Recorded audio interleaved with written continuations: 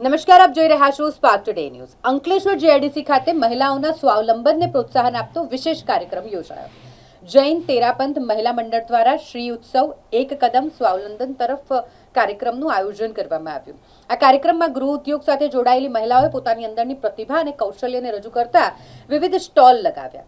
મહિલાઓ દ્વારા બનાવવામાં આવેલી વિવિધ વસ્તુઓનું પ્રદર્શન અને વેચાણ કરવામાં આવ્યું। કાર્યક્રમ દરમિયાન ઉપસ્થિત મહિલાઓને સરકાર દ્વારા આપવામાં આવતી વિવિધ યોજનાઓ અંગે માહિતી આપવામાં આવી, જેમાં સ્વનિધિ યોજના, લખપતિ દીદી યોજના સહિતની યોજનાઓ વિશે માર્ગદર્શન આપવામાં આવ્યું।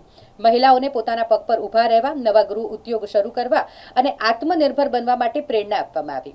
મહિલા સશક્તિકરણ અને સ્વાવલંબનની દિશામાં યોજાયેલા કાર્યક્રમથી अनेक महिलाओं नवी प्रेरणा मिली थी। अखिल भारतीय तेरापंथ महिला मंडल अंकलेश्वर पहली बार लेके आ रहे हैं श्री उत्सव।